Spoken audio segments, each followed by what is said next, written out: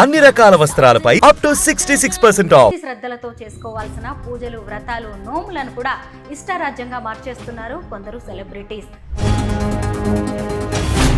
ముఖ్యంగా ఈ సిరి హనుమంతు లాంటి వాళ్ళు చేసిన వాటి మీద అయితే అనేక రకాలుగా కాంట్రవర్సీ అయితే అవుతుంది. మీరేమంటారు దీని మీద?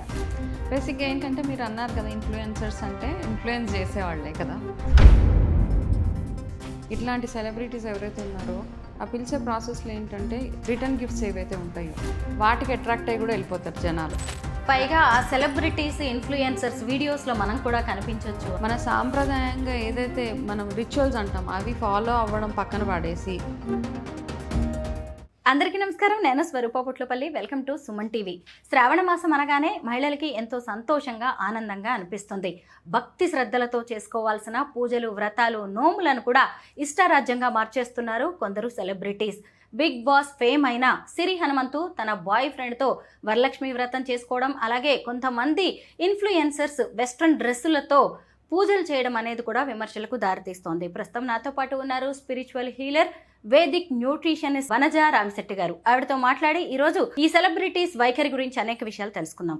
నమస్తే వనజ గారు. నమస్తే అండి. మీరు కూడా చూస్తూ ఉన్నారు కదా, అసలు సోషల్ మీడియాలో ఎక్కడ చూసినా కానీ ఇన్ఫ్లుయెన్సర్స్ వీడియోసే కనిపిస్తున్నాయి. వాటిని చూసి మనం ఏం నేర్చుకోవాలి? ముఖ్యంగా ఈ సిరి హనుమంతు లాంటి వాళ్ళు చేసిన వాటి మీద అయితే అనేక రకాలుగా కాంట్రవర్సీ అయితే అవుతుంది. మీరేమంటారు దీని మీద? బేసిక్గా ఏంటంటే మీరు అన్నారు కదా, ఇన్ఫ్లుయెన్సర్స్ అంటే ఇన్ఫ్లుయెన్స్ చేసేవాళ్ళే కదా. సో పాజిటివ్ ఇన్ఫ్లుయెన్స్ ఉంటుంది, నెగిటివ్ ఇన్ఫ్లుయెన్స్ ఉంటుంది మనకి.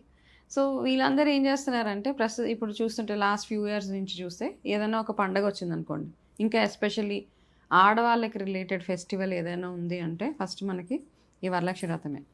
సో ఆ వరలక్ష్మి వ్రతంకి ఒక 2 months ముందు నుంచే స్టార్ట్ అవుతాయి కదా ఇవన్నీ. ఎట్లా చేసుకోవాలి పండగ, ఏమేమి కొనుక్కోవాలి, ఎంత ఫ్యాన్సీగా కొనుక్కోవాలి, ఎంత డబ్బులు ఖర్చు పెట్టాలి, ఈ ప్రాసెస్ అంతట్లో ఏమవుతుందంటే ఒకప్పుడు ఏంటంటే ఆడవాళ్ళకి ఒక అడ్జస్ట్మెంట్ ఉండేది. నాకున్న దాంట్లోనే నేను చేసుకుంటాను అన్న ఒక సాటిస్ఫాక్షన్, అందులోనే కంటెంట్మెంట్ అంటాం, అదే సాటిస్ఫైయింగ్గా ఉండేది అనమాట. ఒక కలశం పెడతాను, ఒక బ్లౌజ్ పీస్ పెడతాను, వచ్చిన వాళ్ళకి తాంబూలం ఇచ్చి పంపించేస్తాము. భక్తిగా, శ్రద్ధగా మనం వంటలు అవి చేసేసి వాట్ ఎవర్ నైవేద్యాలు మనకి ఎంత పాసిబిలిటీ ఉంటే అంత చేసి అమ్మవారికి పెడతాం. అది అక్కడ వరకే పరిమితం చేయాల్సింది. ఈ మధ్య ఏంటంటే డెకరేషన్ మీద ఎక్కువ షిఫ్ట్ అయిపోయింది. పూజ కంటే ఎక్కువ డెకరేషన్ వైపుకి మన మైండ్ షిఫ్ట్ అయిపోయింది. మీరు అన్నట్టుగా ఈ బిగ్ బాస్ ఫేమ్ ఎవరైతే ఉందో, ఇప్పుడు ఏంటంటే నార్మల్గా వరలక్ష్మి వ్రతం అంటే ఏంటంటే ఆడవాళ్ళందరూ వాళ్ళ భర్త సుఖంగా బాగుండాలి, ఆరోగ్యంగా ఉండాలి అని చేసుకునే పూజలో ఫస్ట్ ఆఫ్ ఆల్ ఇక్కడ ఉన్న బ్యాడ్ ఏంటంటే ఒకటి లివ్ ఇన్ రిలేషన్ ఒకటే. ఇప్పుడు ఆల్రెడీ ఆ లివ్ ఇన్నే యాక్సెప్ట్ చేసేయాల్సిన పరిస్థితి వచ్చేసింది మన దాంట్లో, సౌత్లో కానీ ఇండియాలో కానీ. ఒకప్పుడు ఆ కాన్సెప్ట్ అన్నది ఎక్కడ లేదు కదా మనకి. చాలా తప్పు. ఒకప్పుడు లవ్ మ్యారేజ్ చేసుకుంటున్నాము అని చెప్పడానికి పెద్ద పెద్ద గొడవలు అయిపోయి, పెద్ద పెద్ద ఇష్యూస్ అయిపోయి, పరువు హత్యలు అంటారు. ఏంటి ఈ మధ్య చూసే పరువు హత్యలు ఏంటంటే జనరల్గా మనకు అక్కడక్కడ బయటకు వస్తున్నాయి తప్పిస్తే ఒకప్పుడు ఇంత ఈ మీడియా లేదు కాబట్టి ఏం తెలిసేది కాదు మనకి. ఎన్నో సాక్రిఫైసెస్ ఉండేవి. లవ్ మ్యారేజెస్ని వదిలేసుకొని పేరెంట్స్ చెప్పిన మ్యారేజెస్ చేసుకోవాలి, అట్లాంటి కాన్సెప్ట్ నుంచి మనం లివ్ ఇన్ రిలేషన్స్ని యాక్సెప్ట్ చేయాల్సిన పరిస్థితి. సరే లివ్ ఇన్ ఓకే, అది అయిపోయిన తర్వాత ఇప్పుడు రీసెంట్గా చూసిన వస్త్రధారణ దగ్గర నుంచి ఏదైనా పూజ అంటే మనం ఎలా తయారవుతున్నాం, ఎలా పూజ చేసుకుంటాం అంటే మన సాంప్రదాయాన్ని ఎంత ముందుకు తీసుకెళ్తున్నాం అని చెప్పేవే ఈ పూజలు కానీ, హోమాలు కానీ, వ్రతాలు, నోములు, ఇవన్నిటికీ మైనస్ పెట్టేసి ఓన్లీ నేను ఎలివేట్ అవ్వాలి, నేను హైలైట్ అవ్వాలి, నేను అక్కడ ఎక్స్పోజ్ అయిపోవాలి, నేను ఎక్స్పోజ్ చేసేయాలి అన్న కాన్సెప్ట్ తోటి ఏవైతే పూజలు ఉన్నాయో అది పూజ కింద కన్సిడరే చేయకూడదు అసలు అవన్నీ. మనం కూడా నిజంగా, ఎందుకంటే ఎవరైనా తప్పు అని చెప్పేవాళ్ళు తక్కువైపోయారు. ఇప్పుడు వినేవాళ్ళు కూడా లేరు. ఇంకా అంతకంటే ఎక్కువ ఎవరు వినేలాగా లేరు అనమాట. ఏదో పిలుస్తున్నారు, వెళ్తున్నాం. ఇంకా మేజర్గా ఏంటంటే ఎవరైనా పిలుస్తున్నారు అంటే ఇట్లాంటి సెలబ్రిటీస్ ఎవరైతే ఉన్నారో ఆ పిలిచే ప్రాసెస్లో ఏంటంటే రిటర్న్ గిఫ్ట్స్ ఏవైతే ఉంటాయో వాటికి అట్రాక్ట్ అయ్యి కూడా వెళ్ళిపోతారు జనాలు. అది కూడా చాలా అనమాట. వెళ్తే మనకేదో మంచి పెద్ద రిటర్న్ గిఫ్ట్ వస్తుందో, పెద్ద చీర వస్తుందో, లేకపోతే పెద్ద ఇంకొకటి ఏదో వస్తుందో అన్న కాన్సెప్ట్ తోటి అందరు వెళ్ళి యాక్సెప్ట్ చేయాల్సి వస్తుంది అంతే. పైగా ఆ సెలబ్రిటీస్, ఇన్ఫ్లుయెన్సర్స్ వీడియోస్లో మనం కూడా కనిపించవచ్చు అని, మనం కూడా కనపడవచ్చు, వెళ్ళొచ్చు, ఇవన్నీ అండి. వీటి వల్ల ఏంటంటే మన సాంప్రదాయంగా ఏదైతే మనం రిచువల్స్ అంటాం అవి ఫాలో అవ్వడం పక్కన పడేసి మనం అన్ని కొత్త పద్ధతులు అనమాట, ఎక్కడ లేని పద్ధతులు ఇవన్నీ. ఇప్పుడైతే ఏవేవైతే లేటెస్ట్గా వస్తున్నాయో కలుషం పెట్టడం దగ్గర నుంచి పిన్ స్టెప్లర్లు కొట్టేస్తూ ఉన్నాం మనం పందిర్లకి.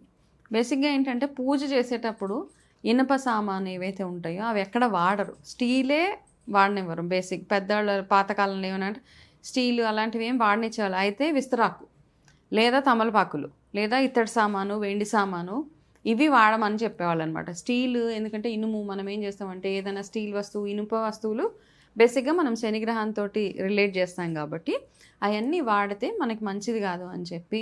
కానీ ఈ మధ్య ఏం చేస్తామంటే ప్రతి ఒక్క విగ్రహంలో ఈ ఐరన్ ఉంటుంది, స్టాప్లర్ పిన్స్ ఉంటాయి, ప్లాస్టిక్ ఉంటుంది, దూదు ఉంటుంది, పనికిరాని పాత బట్టలన్నీ గుచ్చేసి ఇప్పుడు అమ్మవారి విగ్రహాలకి అవన్నీ చూడండి అసలు ఆ లోపల ఒకసారి కట్ చేసి చూస్తే ఏదేదో గుచ్చేస్తున్నారు. అవన్నిటిని తెచ్చి మనం పూజ చేస్తున్నాం. అమ్మవారి పూజ అంటే లక్ష్మీ స్వరూపంగా భావించే కొబ్బరికాయ పూర్ణఫలం అంతే, అక్కడ పెట్టి అది చేయడం తప్పిస్తే బేసిక్గా ఏంటంటే ఇంకొక 2 వారాలు ఉంది కదా వరలక్ష్మి వ్రతం చేసుకోవడానికి. కొంతమంది ఎవరికైతే వీలు పడలేదో ఇంకా నెక్స్ట్ 2 వీక్స్ చేసుకునే వాళ్ళు ఎవరైతే ఉన్నారో ఎన్విరాన్మెంట్ ఫ్రెండ్లీగా చేసుకోవాలి ఈ పూజలన్నీ. ఇప్పుడు వరలక్ష్మి వ్రతం అంటే వర్షాకాలం రాగానే వస్తుంది. పాతకాలంలో ఏంటంటే ఆడవాళ్ళకి ఎక్కువ ఇన్ఫెక్షన్స్ అవి వచ్చేసేవి, కాళ్ళల్లోంచి మొదలయ్యేవి, కాళ్ళు పగుళ్ళు అవి మొదలయ్యేవి. సో ఈ వరలక్ష్మి వ్రతం ప్రాసెస్లో ఏం చేస్తే రెగ్యులర్గా మనం కాళ్ళకి పసుపు అవి పెట్టుకోవడం, ఈ శ్రావణ మాసం అంతా మొహానికి పసుపు, ఇన్ఫ్లమేషన్స్ ఇవన్నీ రాకుండా ఉండడానికి ఎక్కువ పసుపు యూసేజ్ ఎక్కువగా ఉండేది ఈ మంత్ మొత్తంలో అనమాట. అవన్నిటిని మనం పక్కన పెట్టేసి అసలు ఎక్కడెక్కడో లేని పద్ధతులన్నీ కొత్త వింత ఆచారాలన్నీ తీసుకొస్తుంటే ఫస్ట్ ఆఫ్ ఆల్ ఏంటంటే ఎవరో ఒకరు నో చెప్పాలి దానికి. ఏంటి ఇట్లా చేస్తున్నామమ్మా తప్పు కదా అని చెప్పేవాళ్ళు ఉండాలి.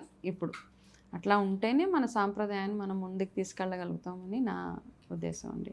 వనజ గారు, ఖచ్చితంగా మనం ఈ పూజలు అనగానే డ్రెస్సింగ్ గురించి మాట్లాడుకోవాలి. మన ఇంట్లో ఒక పూజ జరుగుతున్న, పేరంటమైన, శుభకార్యమైన, పండగైన మనం సంప్రదాయ బట్టలు కొనుక్కుంటాము, వేసుకుంటాం. ఈ సెలబ్రిటీస్ ఇష్టం వచ్చినట్టుగా స్లీవ్లెస్ కావచ్చు, లేదంటే లో నెక్ బ్లౌజులు, చీరలు కట్టుకునే విధానం కూడా చూడండి మొత్తం ఎక్స్పోజ్ చేయడమే అనమాట. మామూలుగా అసలు ఈ వరలక్ష్మి వ్రతం కావచ్చు, శ్రావణ మాసం పూజలు అంటే అమ్మవారి స్వరూపంగా మనం ఆడవాళ్ళని చూస్తాం. మరి ఇలాంటి డ్రెస్సింగ్ చూసి ఎవరు ఏం నేర్చుకోవాలి? ఇలాంటి డ్రెస్సింగ్స్ బేసిక్గా ఏంటంటే అమ్మా ఇది నార్మల్గా ఎవరు చూసినా ఇప్పుడు పండగలకి డ్రెస్సింగ్ అనే కాదు, ఈ మధ్య ఆడపిల్లలు ఎక్కడ చూసినా ఎంత ఎక్స్పోజ్ చేస్తే అంత మంచిది అంటే అంత హైలైట్ అవుతామన్న ఒక కాన్సెప్ట్. బేసిక్గా ఏంటంటే కోపం వస్తుంది చాలామందికి, మనం తిడితే కోపం పడే ఆడపిల్లలు చాలామంది ఉంటారు. ఏంటంటే మనకు సెల్ఫ్ రెస్పెక్ట్ అని మాట్లాడుతూ ఉంటారు. సెల్ఫ్ రెస్పెక్ట్ ఫస్ట్ ఎక్కడొస్తుందంటే మనం కవర్ చేసుకోవడంలో సెల్ఫ్ రెస్పెక్ట్. అక్కడి నుంచి మీ సెల్ఫ్ రెస్పెక్ట్ రావాలి. అంతేగాని ఎవరో మనల్ని తిట్టినప్పుడు మనకి కోపం వచ్చేసి నాకు చాలా సెల్ఫ్ రెస్పెక్ట్ ఎక్కువ అని మాట్లాడుతూ ఉంటారు. అది సెల్ఫ్ రెస్పెక్ట్ కాదు. First try to cover yourself properly. మీ వస్త్రధారణ సరిగ్గా ఉంటే ఆడవాళ్ళు ఏంటి ఎంత క్లోజ్డ్గా ఉంటే అంత హుందాగా ఉంటారు అంతే చూడ్డానికి. అప్పుడే మీరు అట్రాక్టివ్గా ఉంటారు. మిమ్మల్ని చూసి అవతల మనిషికి మర్యాద కలగాలి, అవతల మనిషికి మీతో ఒక మాట మాట్లాడాలంటే 1-2 సార్లు ఆలోచించాలి. అంతేగాని మీరు ఇష్టం వచ్చినట్టు ఎక్స్పోజ్ చేసేసి, అండ్ ఎస్పెషల్లీ ఇలా వ్రతాలు అయినప్పుడు ఎనీ డే మనం ఏదైనా ఒకసారి డ్రెస్ వేసుకున్నాము అంటే దాన్ని మనం ఈజీగా క్యారీ చేసుకునేలాగా ఉండాలండి. ఫస్ట్ నా concept. Anybody for that matter ఎవరైతే మన సాంప్రదాయానికి కట్టుబడి ఉంటారో ఒక డ్రెస్ వేసుకున్నామంటే నేను కూర్చుంటే నాకు వెకిలిగా ఉండకూడదు, నాకు అన్కంఫర్టబుల్గా అనకూడదు. ఎక్స్పోజింగ్ చేసే బట్టలు వేసుకొని దాన్ని 24 గంటలు పైకి కిందకి లాక్కొని కూర్చొని అంటే it is unnecessary attention seeking attitude తప్పిస్తే. అండ్ అది సాంప్రదాయంలో ఎక్కడుందండి అలాంటివన్నీ? బేసిక్గా ఏంటంటే మన పేరెంట్స్ నుంచి రావాలి ఆ డిసిప్లిన్ అన్నది. మనం ఎట్లాంటి వాతావరణంలో పెరుగుతున్నామో, లేక కొంతమంది ఏంటంటే పేరెంట్స్ బాగానే ఉంటారు, వాళ్ళ పిల్లలు చాలా లైట్ తీసుకుంటారు, పేరెంట్స్ని కూడా అసలు కేర్ చేయరు. అట్లాంటి పేరెంట్స్ కూడా ఇంకా వదిలేస్తారు, అబ్బా వీళ్ళకి చెప్పడం కంటే మనం నోరు మూసుకొని కూర్చోవడం బెటర్. అట్లా అయిపోయారు కదా ఇప్పుడు పిల్లలందరూ. టూ ఇండిపెండెంట్, వాళ్ళకి కావాల్సినట్టు వాళ్ళు తయారవ్వడము. అండ్ డ్రెస్సింగ్లో కూడా ఎవరు చెప్పేవాళ్ళు, డ్రెస్సింగ్ సెన్స్ కంప్లీట్గా జీరో. నిజమే. ఇవన్నీ చూస్తుంటే అసలు ఏం నేర్చుకోవాలి, వీళ్ళు నెక్స్ట్ జనరేషన్స్కి ఏం తీసుకువెళ్తున్నారు అనేది కూడా భయంగా, బాధాకరంగా అయితే అనిపిస్తోంది. 100%. మీరన్నది కరెక్టే. ఎవరో ఒకళ్ళు వీటినైతే ఖండించాల్సిన అవసరం ఉంది. మనం ఏ పూజ చేసినా, ఏ వ్రతం చేసినా, ఏ నోము చేసినా అది దానికి కూడా ఒక పద్ధతి ఉంటుంది. ఏ విధానంలో చేస్తున్నామో అనేది కూడా ఇంపార్టెంట్. ఆ పద్ధతిని బట్టే ఫలితం ఉంటుంది. పండితులు కూడా అదే చెబుతున్నారు. Thank you so much Vanaja గారు.